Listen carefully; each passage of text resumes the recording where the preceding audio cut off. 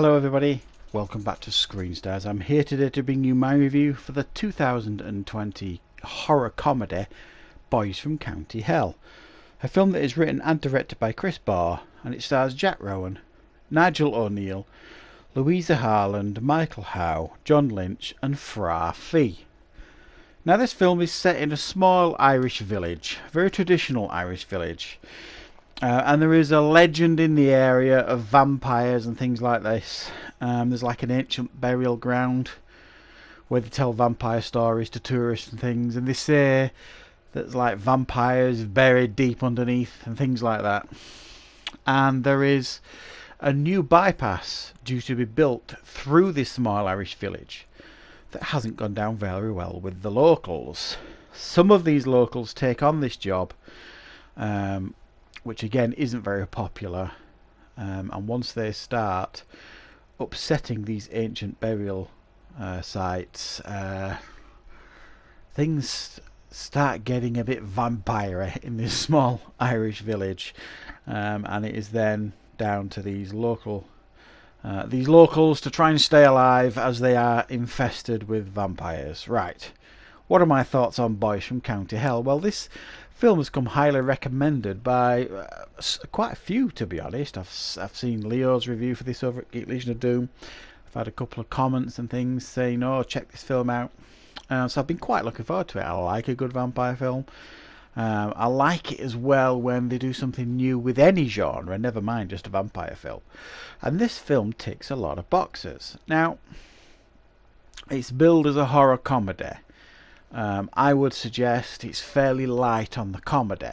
In fact, it's actually quite dark in places, this film. I didn't find it personally funny. There are a couple of situations in the film that could be construed as amusing, I suppose, but the humour didn't really hit home with me for the most part, even though there are some lighter moments in the film. What I liked here in this film was the kind of like the setup. It allowed you to get to know the characters particularly well. I didn't mind that at all. You got a feel for this small Irish village and the traditions that they have and all this kind of stuff. You know, the pub and the family dynamics between the main character Eugene and his father. So you got all these dynamics going on and things like that. You could argue that it maybe took a little bit too long to set some of this stuff up, but I think once this film gets going, it's really very, very watchable. And I like what they do here with this new take on vampires. It's almost like you don't have to be bitten, if you like, to be one of these vampires. It's almost like it's the head vampire, if you like. It kind of is like a magnet to blood.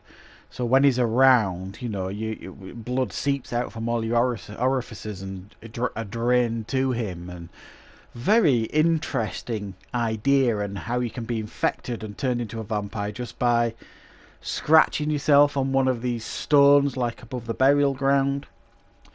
Which, while that was interesting, it also begged another question.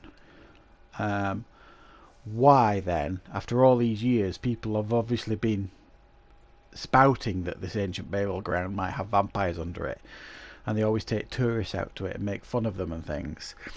You're telling me nobody has ever scratched themselves on one of these stones in the past? I didn't buy that, unless there's some detail I missed. I didn't necessarily buy that, but I liked the idea. And I thought the effects here, for the most part, were really, really good. It was... There's some good moments in the film where there's like somebody quite prominent early in the film passes, and then the father and mother are grieving, and then we'll learn what happens to him. And I thought that was pretty good, pretty interesting. It was just, it's a nicely put together little vampire film, from my perspective. They didn't overdo it. They didn't get silly with it or anything like that. It kind of felt quite personal. The film, generally speaking, They didn't go overboard. They probably didn't have the budget to go overboard.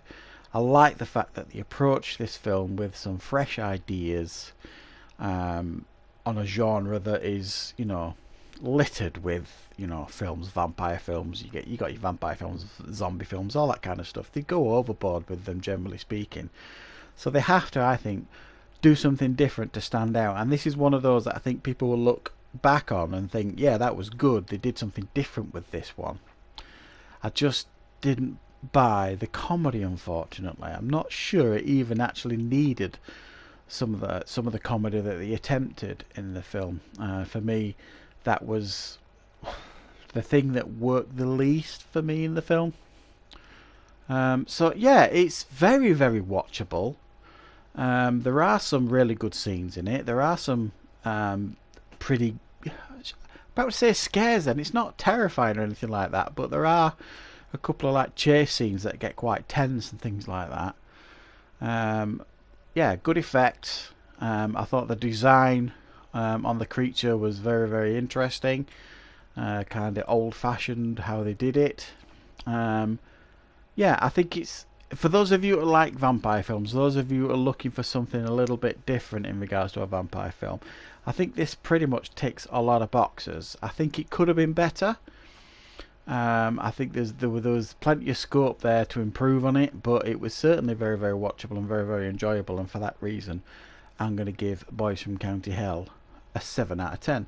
Enjoyable watch for those of you who enjoy a good vampire film. So thanks for watching, everybody. I hope you liked the review. I will be back with more reviews on the channel very, very soon.